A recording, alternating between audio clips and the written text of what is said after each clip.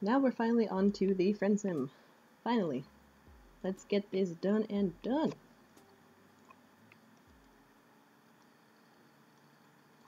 So I haven't looked up anything about these guys at all.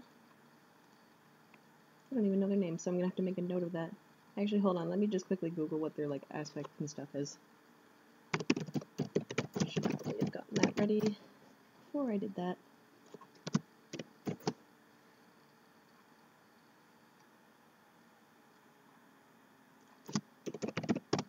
Good old Wikipedia.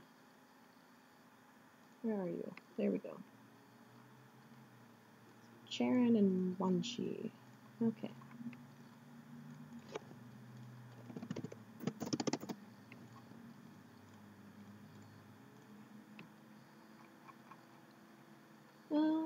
Charun is Leyborn, sign of the paradox, making them potential Durstream or Hero of Rage. Okay. That's for you.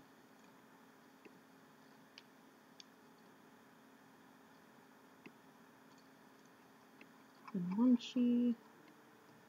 Vermino, sign of the inexhaustible, making potential prosecutor, Hero of Doom. Okay. So we've got Doom and Rage. Interesting.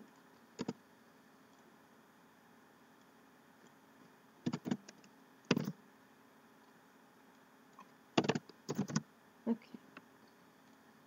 Got what I needed. Let's head on to this thing. There we go. You walk with a purpose. You don't really have a purpose, aside from friendship, of course, but you know these streets pretty well by this point, so you can at least strut like you've got one. Charun, let's go with you. Actually, you know what? You think you've had it up to here with friendship. Uh-oh. You're making sure you'll be back on your regular friendship bullshit later, but today is just one of those days. A curl up under the blankets with your favorite show catch sort of day. Leave your phones on silent and say nothing to no one sort of day. And honestly, you've watched a friend almost die of poisoning and gazed upon the Juggalo afterlife. You think you've more than earned a day, or night, rather, of respite like this.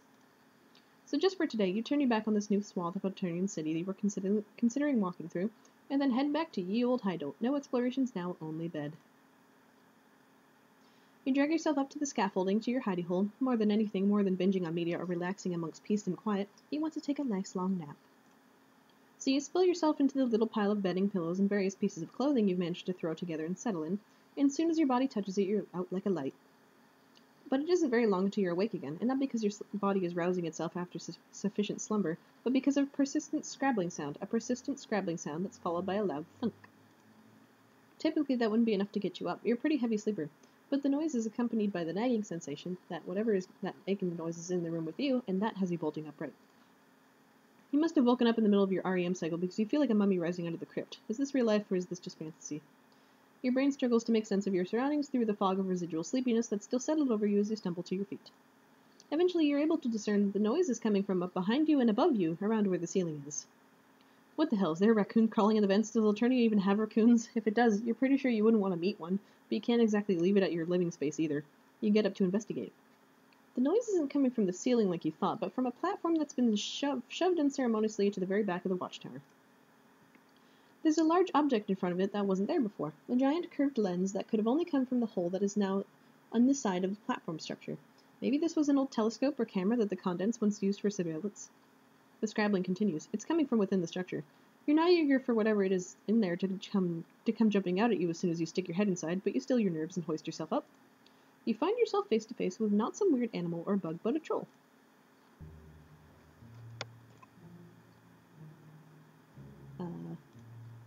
This is a bona fide friend opportunity. It's practically fallen into your lap, but you find yourself unexpectedly ornery about it. You would think that you could expect some privacy in your own home, or, well, the place you've adopted as a home in Eternia, anyway, but apparently not. Even when you've decided that you aren't in the friending mood, there the universe goes, yeeting new friends into your path anyways. Can't you go a day on this planet without dancing the whole friendship jig? It quickly becomes obvious that this mysterious stranger isn't going to offer you anything more than enigmatic gazing in the middle distance. What exactly are they doing in your hideout, you ask? If they're thinking about moving in, they could have at least asked you first. You're the current occupant, after all. I don't want to move in. I already have a hive. I came up here for that. They point past you. You can only assume they're referring to the giant lens you'd seen on the floor. Well, if they'd gotten what they'd come for, why are they still hanging out in the platform's innards like this? I'm stuck.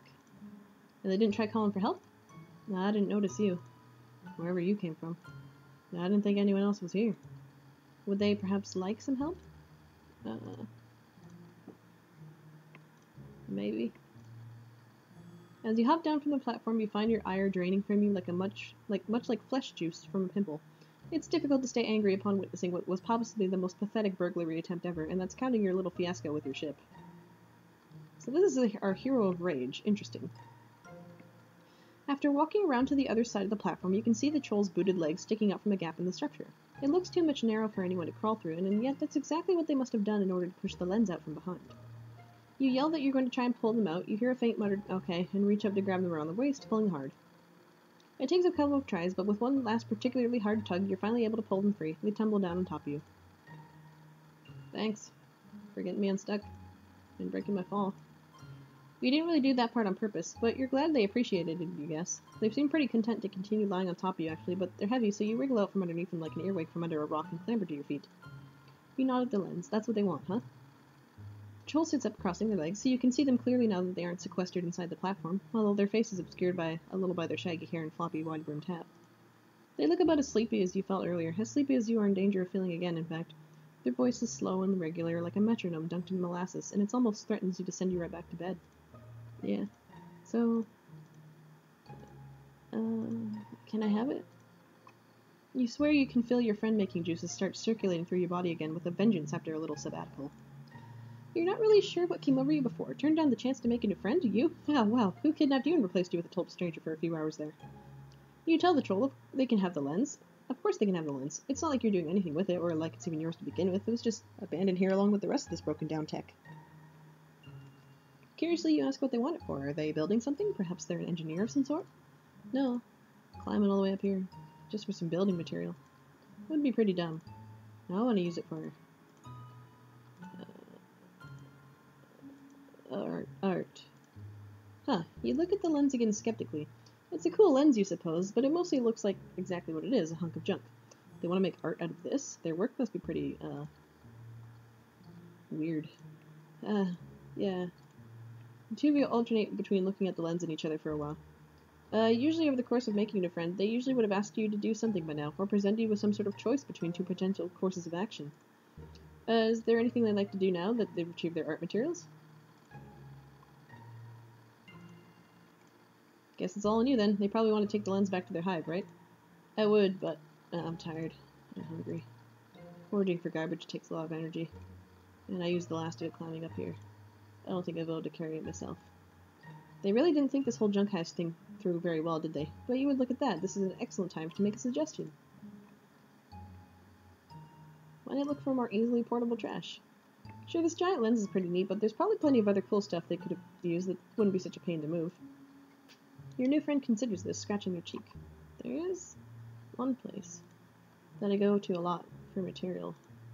You nod. Maybe the two of you can go there then. You could help. You even graciously hold on to the lens for them so they can come get it some other time. Yeah, okay. Well, I would have to come back for it. Even if you hadn't said anything, no. They take you to the garbage dump. Or a river, to be completely accurate, which has plenty of garbage washed up on its shore. Something about the strength and direction of the river's currents here seem to pull in the waste that's been dumped into it, concentrating the debris on this muddy patch of land. You're not sure what you expected, really. You had fleeting thoughts of a gleaming art supply store, but they did intimate that they had worked primarily with garbage. Here we are. You better not tell anyone about this place. It's a real treasure trove. They nail you with another intense stare. No, you say, of course not. Their trash haven is safe with you. Satisfied, they pull up their bandana sitting around their neck to cover their nose and mouth. Looks like they're ready to get to work. You're not sure what you should be looking for, though. More discarded computer equipment? Or are they more of a toilet paper roll and yogurt cup kind of mood? Whatever catches your eye. If you see anything, just shout. Now that they mention it, you never got their name. I'm Charun. If you have chitter, you could follow me. They hold out their hand for your palm husk. You hand it to them, and they fiddle with it for a second before returning it to you and traipsing off. A little clicking around reveals that they're now on your chitter following list, but also that they've taken the liberty of downloading a new app. An app with a purple-pink camera icon, and okay, you recognize this one as well. Except on Alternia, it's apparently called Pincer Spam.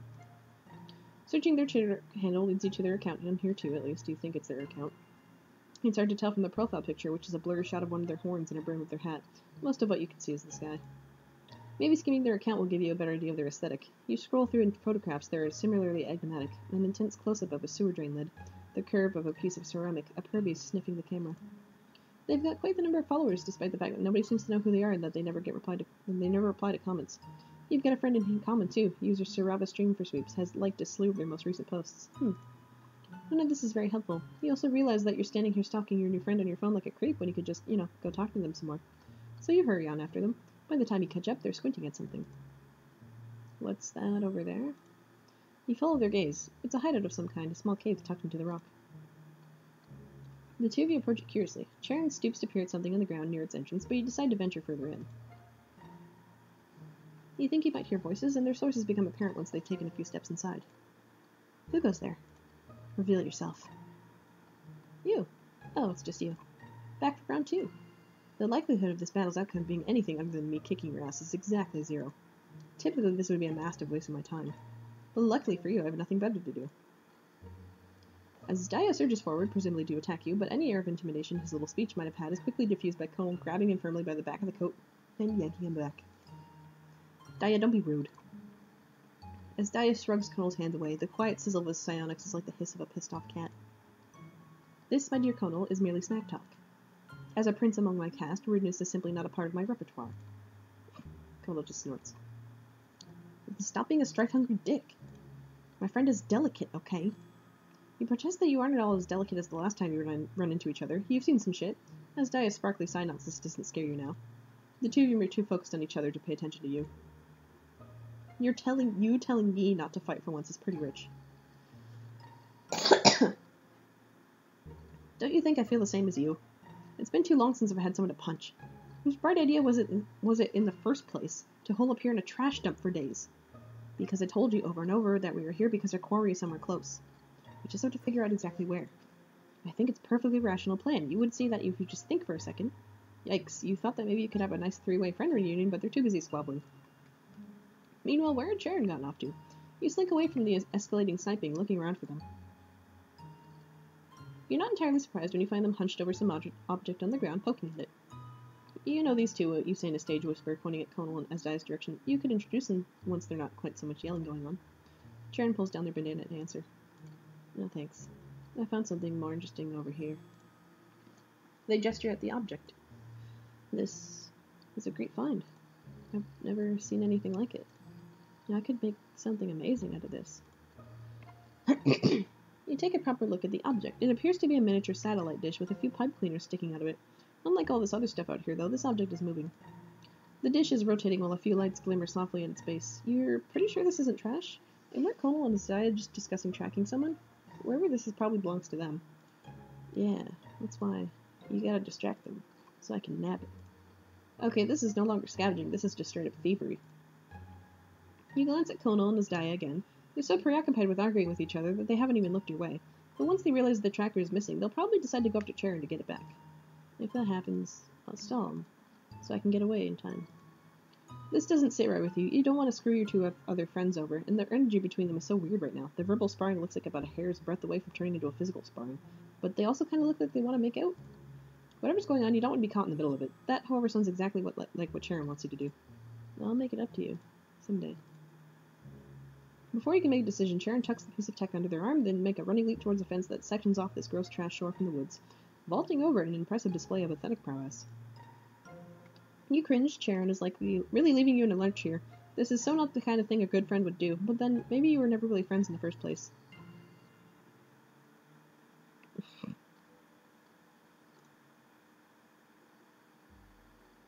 Figured that would be one bad end. Yeah, this is an interesting character so far. I'm not sure how I feel about him. He's just kind of there. Seems happy in his little photo-y friend thing there. Okay, first decision, I said weird. Let's just fill all the weird ones. Do double dots. You can help carry it. 4 arms are better than 2. You do that? Make sure you're careful with it. Of course. You'll treat it with all the delicacy of an egg in an egg and spoon race. I don't know what that is. Carrying it to the watchtower's entrance is easy enough. Maneuvering down the cliff face is more complicated. You manage by holding it between you as you navigate from foothold to foothold. When you reach the bottom, the troll looks like they're ready to sit down right again there in the bush, but you urge them on. Resting in their hive would probably be much more comfortable. That's the wrong way. Sheepishly, you roll back around towards the random direction you're about to stride towards and follow them instead.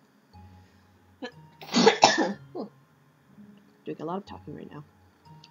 With them leading the way and you bringing up the rear, the two of you shamble along the path with all but the easy grace of two people in a horse costume, but you make it your new companion's hive much quicker than you would have expected. And they come to stop in front of the entrance to a cave in another cliffside. If this is their place, it isn't very far from yours at all. You're surprised you haven't run into them until now. They're practically a neighbor. I've seen you run before. They're pretty hard to miss. Really? They should have said hi and introduced themselves. The two of you could have been hanging out all this time. It didn't feel like it. Besides, I was busy. With more of the scavenging and art business, you guess, oh well, you're getting to know each other now, that's which is what's important. Really odd so far. It says Charun is a hero of rage, but I'm getting such space vibes from, like, just, I don't know if it's just the art, like, oversaturating that a bit, but, like, And he's just focused more on, like, physical form and objects and taking pictures and that kind of thing, so, like, very spacey vibes, for some reason. Speaking of, you've been talking and walking along, and you haven't even exchanged names yet. How remiss of you. Usually you would have gotten introductions out of the way from the moment they broke into your hideout, but it's been an odd sort of night. That's okay. I'm Charun. Now come on, let's go inside. They pull you in the lens forward. They didn't ask your name in return, but you managed to bumblingly introduce yourself as you lurch along to their hive. At home on Earth, you had a thing about garages. You thought it was interesting to scope the sort of stuff people ended up accumulating. You've seen some real gems in your day, a collection of singing and dancing novelty plant figurines, a small army of Furbies without any fur, the beat-up remains of some kind of cat mascot costume. The inside of Charun's hive is as if every single weird garage you've ever seen converged to exist simultaneously in the same cave, the platonic ideal of the garages.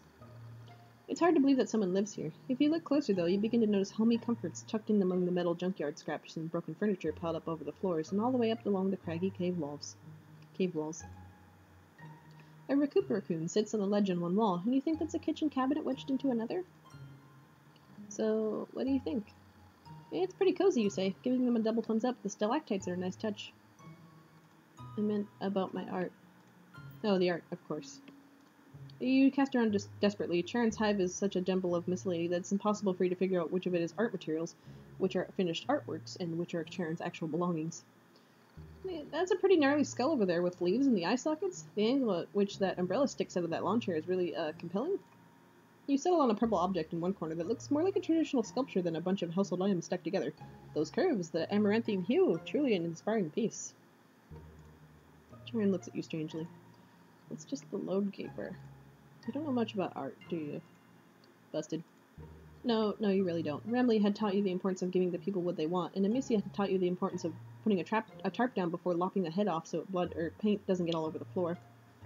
But you hadn't learned very much about actually creating art from them. As you gaze around the cave again, you find that you really want to understand. Clearly this is something that's important to Charun, otherwise why would they spend the majority of their time on it? You too wish to experience the marvels of the creative process, if only there was a way for you to learn. If you want to that badly, you could make something out of what I've collected. Really? But they must have worked so hard to find all this. Is it really fine for you to stick around with it? You're surprised to see that Charun looks pleased at what you're saying. It's maybe the most expressive you've seen them since you met. All art is digging around. Looks like you're already starting to get it. You smile proudly. And anyway, if you make something sucky, they shrug their shoulders. I can just take it apart again and reuse its separate components to make something else. Your smile flags a little. Where do you want to start? You rub your chin thoughtfully, wandering over to the lawn chair with the umbrella in it. A pile of fabric is stacked on top. You rifle through it until you find some colors you like. Then you walk around to the other side of Charun's hive, searching for other items you might be able to use. Charun doesn't offer much in terms of guidance, aside from cautioning you away from a couple of objects that are actually finished artworks. Oops. You end up with an armful of knickknacks that you put down in front of what now is a lamppost, but will soon be your canvas of choice. Then you get to work. The fabric you twirl around the post. You tie the smaller objects, a snow globe, an old boot, a fancy Santa, onto it with a string. Hey, a fancy Santa. On top you perch a rubber Walmart goose that makes a majestically horrible noise when pressed. As your art piece comes together under your hands, you take a few steps back now and then to appraise it from further away. making adjustments whenever you find something you're not happy with. Finally, it's complete. You turn to ask Charun's opinion, newly flushed with pride and adrenaline from having successfully made a thing. They don't look very impressed. Your face falls. What's wrong? Did you use too much orange? Were the scattered Lucy's teeth a little too out there? Listen, you're overthinking this. Just do what feels right. You frown. Don't think at all then? Let your instincts drive you?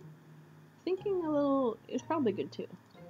Okay, don't overthink it, but don't abandon rational thought altogether. Let your feelings guide you, but not completely. Pretty vague, but sure, you'll give it another shot. You strip the lamppost back down. This time you don't spend too long regarding it in all its nude metal glory. You begin working immediately, whipping around Charun's hive in a flurry of cave dust and different and grabbing things as soon as you lay eyes on them. Charun looks more and more fascinated the longer you're at it. It's not long until their eyes are positively gleaming. Soon they're taking step after tentative step towards you, as if drawn to you by the sheer force of your artistic energies. They look like they might want to join in, actually. Is that okay? I see what you're going for, I think. Your vibe has got me all inspired. Of course, the more the merrier. You'd love to see what the two of you could create together. With a barely there smile, Charun plants a traffic cone at the base of the lamppost with a great aplomb, and you're off.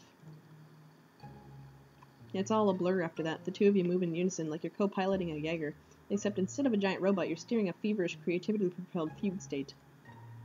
Wow, I think we're almost done. You stand back from your newly forged pile of brick and brack, mopping the sweat from your brow. You're right, you're almost finished. Almost. You need to add the finishing touch, the piece de resistance, and you know just the thing. With great conviction, you pick up a box from the floor, tearing it open so that all its contents fall all over your sculpture. Oh no. My polysaccharifer slats. You freeze. Were those cooking ingredients? You seem to have gotten carried away. You start apologizing, but Charun is already waving your words away. It's fine. It looks better like this. Too good to waste. This food. Anyway, I can find other things to eat. You both regard your creation, heaving for breath. You're done. As exhausted as you are, a wonderful calm settles over you as you admire the result of your hard work. It's beautiful. It really, really is. You don't know how, because you don't think you'd actually done anything different compared to your first try. Maybe you just got lucky. But regardless of exactly how it came out, this is one of the most bizarrely sublime things you think you've laid your eyes on in your life. And the longer you stare at it, the more layers and depth reveal themselves to you, like the petals of a newly bloomed flower opening to the sunlight of spring. Abruptly, irresistibly, you feel yourself gripped in the throes of profound new knowledge. Charun's artworks are pointless and weird, but perhaps that's what gives them their charm.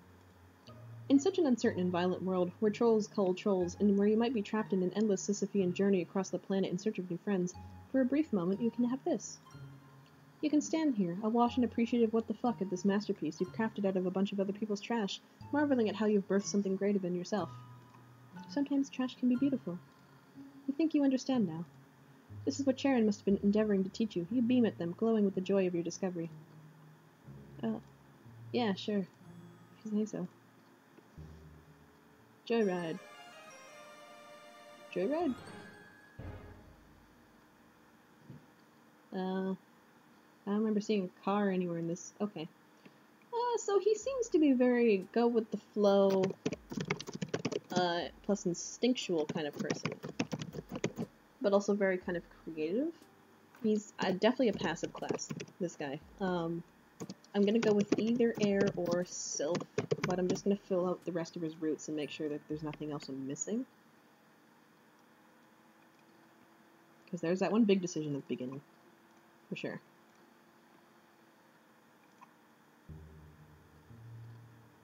Actually, I do remember seeing another... Where was it? Easily portable trash. There's something else down here, I feel like. No, okay. Never mind. So yeah, just that choice at the beginning then.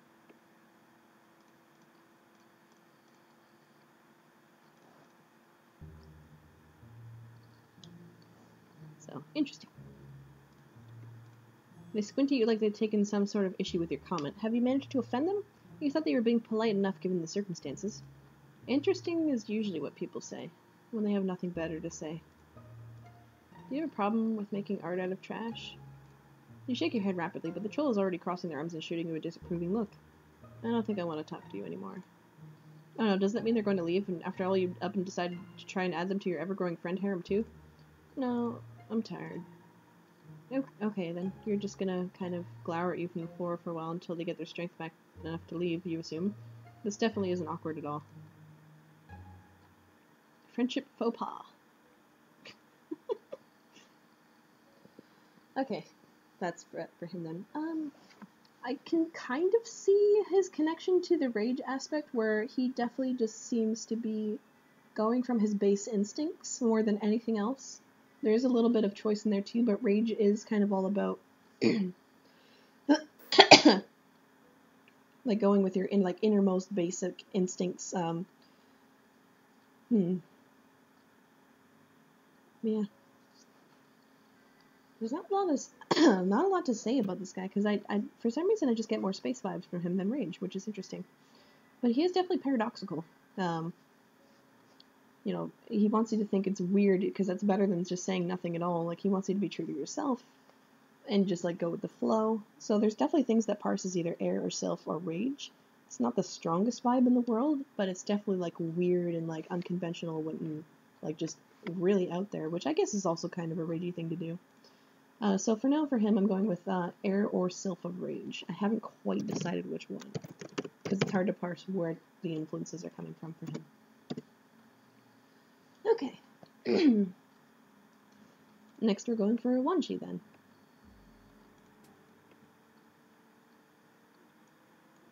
She is our Doom player, which is going to be interesting too. She looks so happy for a Doom player.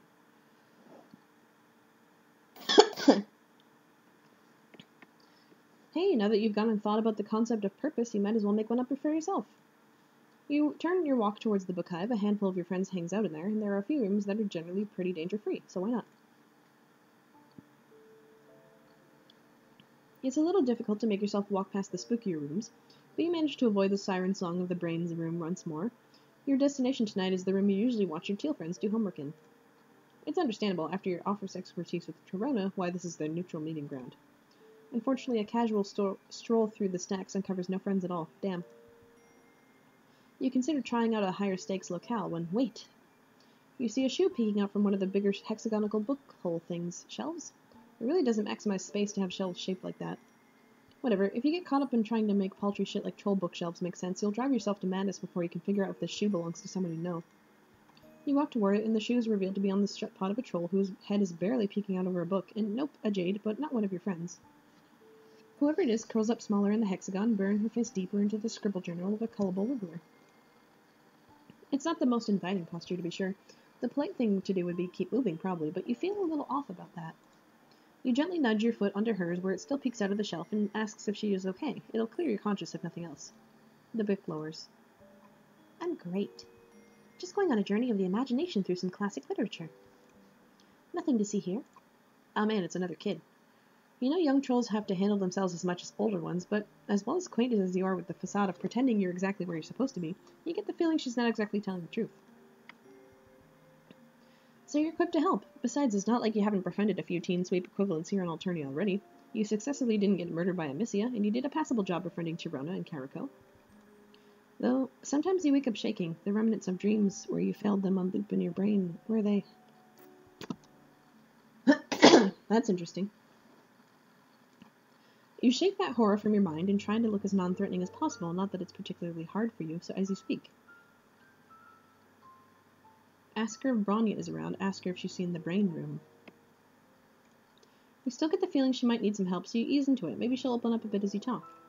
You tell her this book hive is a huge gallery full of brains and jars if she wants to go check it out. Wow, what's a brain? Or, ooh, what's a brain? I want to see. She unfolds herself from her hiding spot, brushing invisible dust off her skirt as she stands up. She rocks back on her heels and cocks her head, her locks bouncing against her shoulders. I'm Wanshi. Also, I know who you are, if you were wondering. I wouldn't go wandering off with just anyone, quest for brains or not. I may only be 5.5 sweeps, but I'm not stupid. Ooh.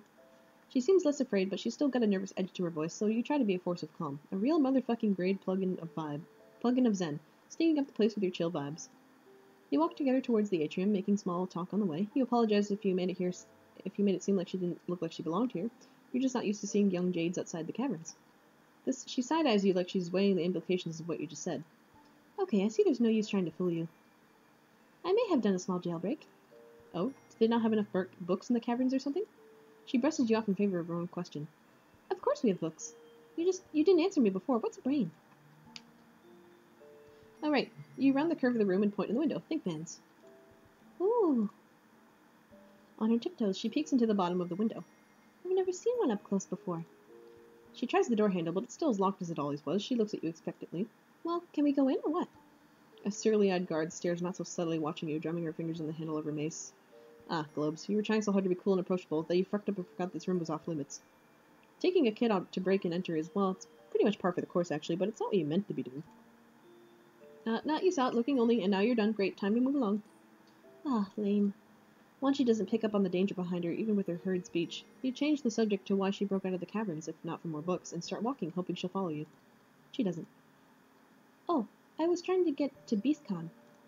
It's a convention for all kinds of cool stuff, but I want to go for the Soldier Pervies meetup. My fanfiction is pretty popular. I have a lot of fans going, and I thought maybe I could make friends with some of them. But I don't know where anything is out here, so I got lost. She takes a breath and step, finally, but then stops and clasps her hands together. Oh!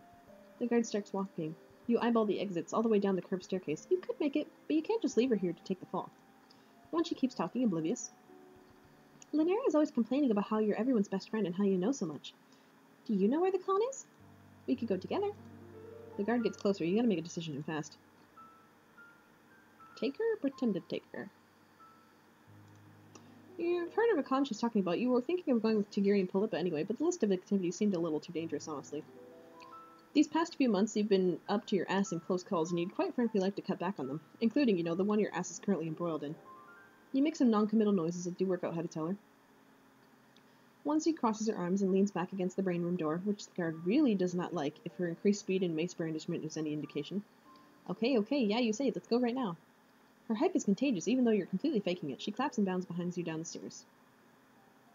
A quick tug at her wrist pulls her out of the mace's trajectory as the guard chucks it at you from above. It thuds mightily against the wall by the door, and you both make it outside unbloodied. Checking behind you to confirm that you're not being followed, you don't stop running till you're both safely around the corner. Wanshi giggles through catching her breath. Wow, that was a close one. Librarians, am I right? She grins and takes her hands. Can you believe we only just met and already we're having bonding hijinks? I didn't think making a new friend would be so simple. I can't wait to hang out even more at the con. Her smile is a knife in your pusher. She's so excited about your budding friendship, and here you are gutlessly hiding the fact that you have no intention of taking her from one dangerous situation to another. Maybe you would have agreed if you were in a better mood, but you just don't know if you were a braver mood, but you just don't know if you're up for more life or death babysitting adventures right now. What you should do possibly is get her home. You don't tell her any of this, of course. Instead, you agree and then check Google Maps. The con is down the road to the left. The caverns are to the right.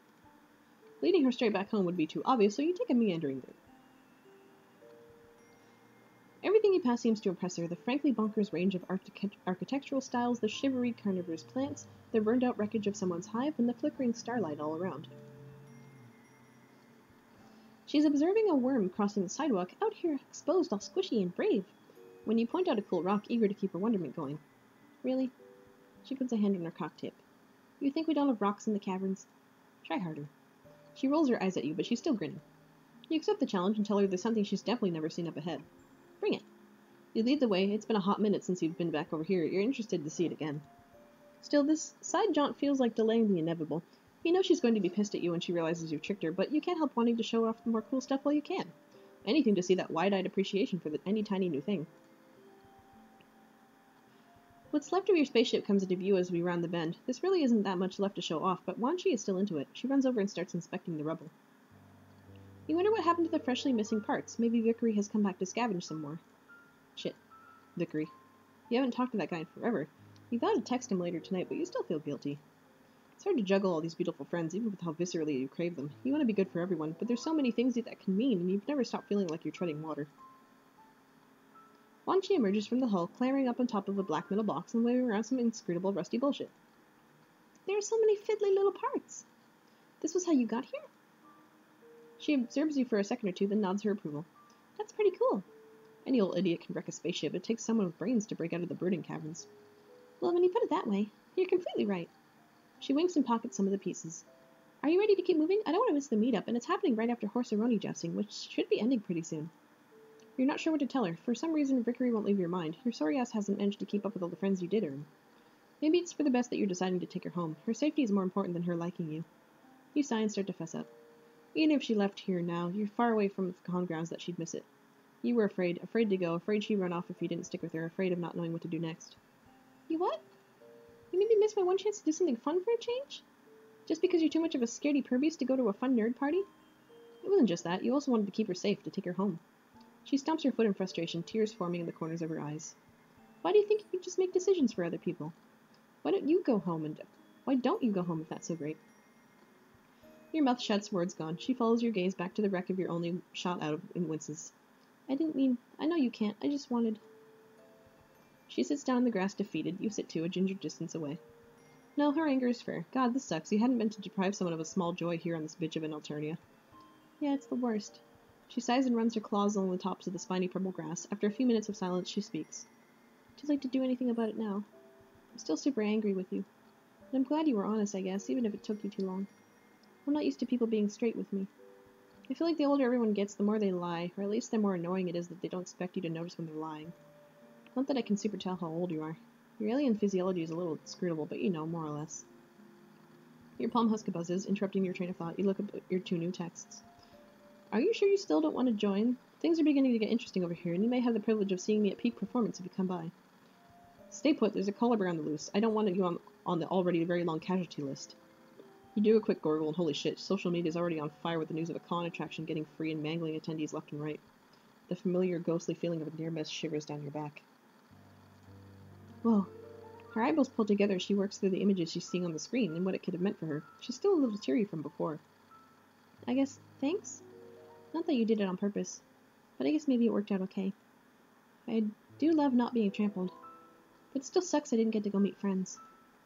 You don't want to be too presumptuous, especially after all that, but maybe this day might still be salvageable, new acquaintance-wise. Wanshi blinks back her disappointment and puts on an attempt at a smile. Maybe. Might as well see. What was she going to do with her new friends? Maybe on your way back to the caverns you could talk about soldier purbeasts or scary horse jousting or whatever else she wanted to do there? Soldier purbeasts, warrior cats. Oh god, I just made that connection. Okay. So she stands up and crosses her arms, looking over her smile turning real. Do you think you've got what it takes to roleplay? You stand up too. You're super cool with roleplay. You've basically been doing that since you've landed. So what's the deal again? You ask as you start walking her home. Magic cats? Magic? What are you, some kind of wiggler? No, there's no magic in soldier purbeasts. She rolls her eyes at you and then hunches her shoulders, claws spread, eyes darting from bush to bush along the sidewalk ahead of you. Unless you mean power of your own wits, the sorcery of all your senses aligning at once as you get ready to pounce, the hypnotic spell-like rhythm of your own pusher beating in time with your praise. She straightens up and grins. That kind of stuff. Anyway, it's really fun. Let's play.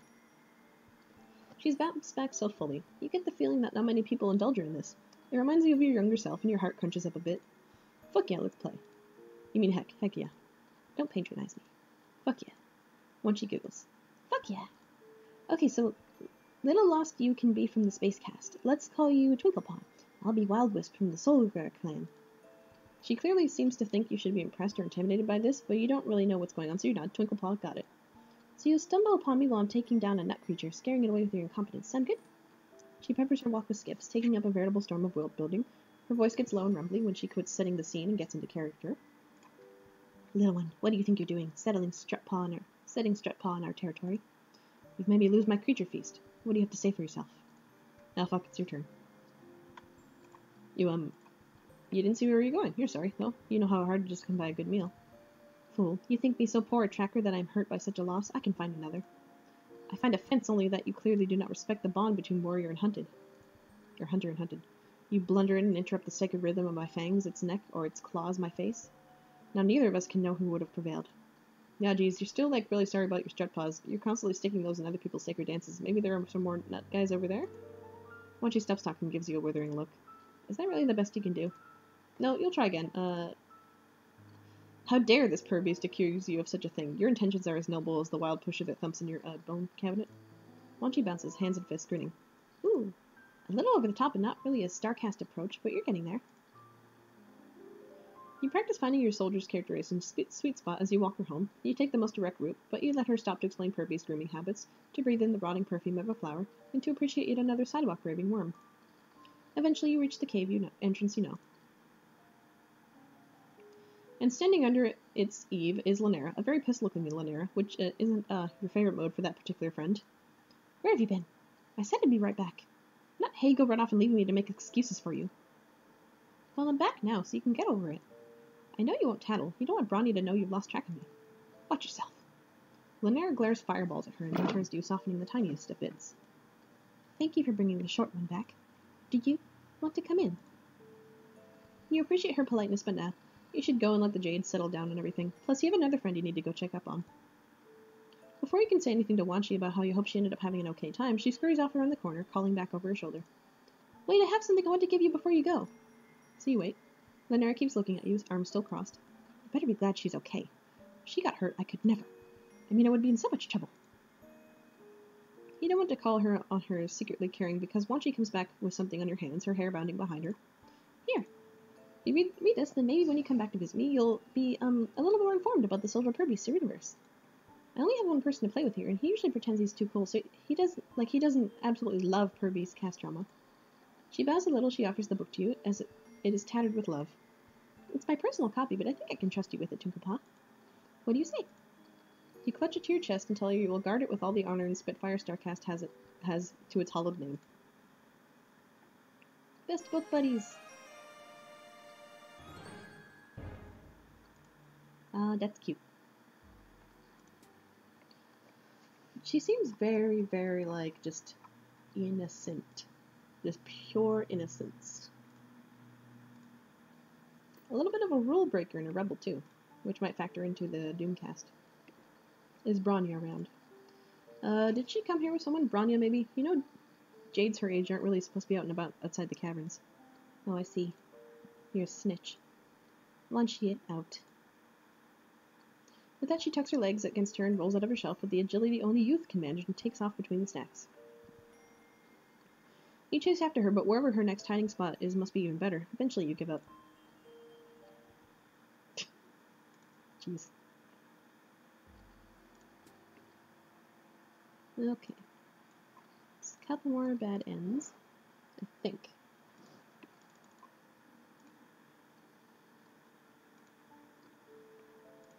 The brain room. Let's go to the brain room. Anything to get you both out of here. Grabbing her hand, you say you know the way and make a run for the door. She whoops and scurries down the stairs behind you. A quick glance back at the guard taking her hand off her mace reassures you that you move fast enough. Once you're around the corner from the book hive, you stop to catch your breath. Why stop now? Lead the way, alien friend. You wave her enthusiasm off. She's out of breath herself. She can hold her hoofbeast for a minute while you locate your fucking bearings and think. You looked up this con earlier when Tigiri and Puluba invited you. They said it was fun, that the death wall was high enough to be interesting, low enough to be manageable, and that you'd be safe with them. Still, you chickened out. You guess changing your mind and going could be okay? You're definitely anxious about bringing Wanshi along, but it seems like she's hell-bent on attending anyway. So maybe the best thing you can do is be a responsible chaperone. Plus, none of your friends make you feel better protected than Puluba. Gorgle Map says it's not far. Well, you've dealt with plenty of dangerous clusterfucks before, so what's one more? You're a regular Giles Gory of bullshit scenarios. Pile those some bitches on. You bow as you gesture around the sidewalk that will lead you toward the outskirts of town. Wanshi curtsies and follows your directions. It seems like she doesn't need you to come up with things to talk about. She's like a chatty sunflower, pulled toward the bright newness of everything she sees and chock full of commentary about all of it. Wow, I've read all about moonlight, huh? But seeing it make everything glow is totally different. Look at the dew on this prickle frond. If you get up close and look, you can see the reflection of your own eye and the moon's. You do as she does, and damned if it ain't a bunch of orbs reflected back at you, floating on a curve of purply-green meniscus. Her curiosity isn't overwhelming or draining in the slightest. You tell her it's kind of nice, actually, to meet someone else who's experiencing this place for the first time. Yeah, the caverns are fine, but there's so much to see out here. Everyone else sneaks out. I don't know why it took me so long to try. No, actually I do. Getting in trouble sucks and I hate it. But it worked out. We are here, experiencing it all together. Yeah, I can feel your anxiety lifting. Just a little. Just the part that's applicable to this particular situation. Still, that's a win. She's definitely pulling the empathy part of Doom, for sure. But she is definitely very new and everything, still, I don't know, innocent. She seems kind of active, too. I might have her as a maid, just because of how, a starting out maid, just how, childlike she is. Walking, talking, and taking in the night makes time pass quickly. You ask her how she ended up in the book hive to begin with. I stuck out when Lanera was supposed to be giving me some boring jade duty lesson, but with yelling. I don't have a palm husk, so I couldn't look up the con wall, so I was away from my husk top. I just wandered till I gave up and found the book hive. That's a powerful nerd humming beacon she must have. Wanshi flexes. You know it. You smell what's around the corner before you see it. Having sidestepped your fair share of corpses in your travels, and had your hand in creating a few more, you know how to prepare yourself. Wanshi, on the other hand, You know the brooding caverns aren't some diaper baby summer camp of innocence, but you're also not sure how much viscera she may or may not have seen. No matter your respective levels of gore viewing experience, you both stop short when it comes into view. Whoa. She takes a tentative step towards what's left of the troll and then retreats, having close to you. It feels like you should keep moving, like you should avert your eyes and carry on or whatever before the drones come by to clean up, but she's still staring. Her steps, when she finally takes them, are soft. She crouches down and leans in with reverent scrutiny. It looks different, not in a jar. You wonder to yourself, as when she shakily takes it all in, if bloodthirstiness is a trait only certain trolls are born with, or if they have it on ground into them by necessity, by expectation, by entitlement, by fear. Next, because your brain is wired around itself, you wonder the same about humans. Wanshi doesn't look away for a while. You go over and put your hand on your shoulder, and she stands up and walks away with you. There's no ceremony to it, no placing of leaves over the remains, no prayer. I don't get it. She doesn't finish her sentence. She takes your hand and pulls you in the direction you were walking. She looks confused, but like she's still trying to work out what she just saw. You guess you could have given her more time to process it, but you're not sure comprehending death is really a thing that you can just, like, figure out in the wilderness with an alien in one night? After a few minutes of silence, you point out the call of some flat beast, and she mimics it and smiles. Soon after, the pointy-top tents of the con rise over the horizon. Wanshi starts running, dragging you behind her. Oh shit, here we come! She's vibrating out of her skin. You're basically doing the same, although it's less an excitement thing and more of an emotional whiplash thing. This whole route seems to be, like, how to deal with, like, loss to either of, like, what you want or, like, loss of others. It's kind of a weird feeling I get, like, how innocence is lost, basically.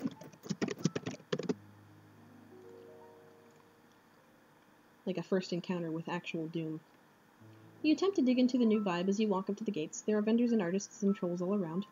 It's like some unholy combination of Anime Con and Renaissance Fair, but with more people walking around sporting recently inflicted limps. In an attempt to not focus on that, you look around for your other friends and ask her what she's excited to see and do here before her meetup starts. Does she want snacks? It looks like there are snacks. Yeah, I could want some frazzled saccharine fluff candy in a bit. But yeah, there's a lot to do. There's the color bear riding, the cosplay competition, You cut her off. Doesn't she mean cosplay? There are trolls you think might be a cosplay, or maybe that's just like how some trolls dress. Yeah, there's that, if you don't want to get your claws too bloody. Oh geez, there's the old nerves coming back. You really hope that bringing her here was okay. There are other young trolls roaming around, so you're probably good. You tried to think of the body you saw as an omen. There are bodies all over the place here on Alternia. You pull out your palm and can consider your friends. You could message Polypa or Chikiri to see where they're at, but your thumb gravitates towards Bronya's great profile.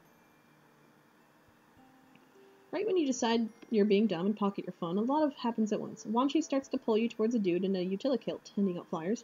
A bowel-rending sound rends, well, your bowels, and then a massive armored bear with huge beefy biceps hurtles through the grounds, hollering and grinding tents and congoers alike into bent, splintered pulp.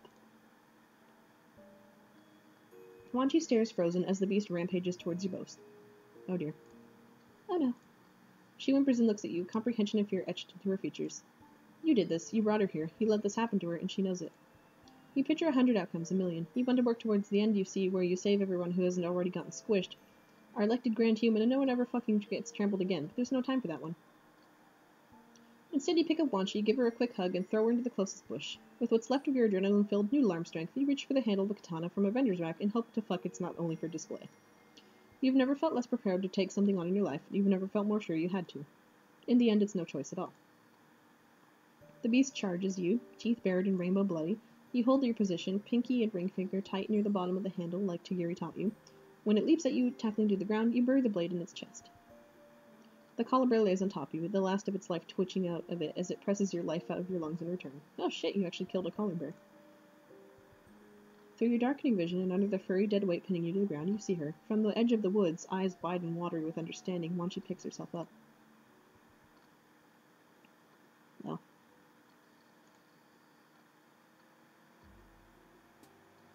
Damn. Yeah, I'm gonna go with Maid. Definitely, like, a brand new, like, Maid Wanshi is. Whew. Okay, so yeah, so for Charun Krojib, Layborn, Sign of the Paradox, Dirt Streamer, and he's potentially an Heir or Sylph of Rage? It's kind of not clear with him. Wanshi, or maybe I'm just, like, blinded by my space vibes. Wanshi, Adyata, Verminio, Sign of the Inexhaustible, Prospect Dreamer, and Maid of Doom, for sure. Alright. Finally, we are done with everything. I can stop talking, and my voice can stop hurting. You guys have a good day.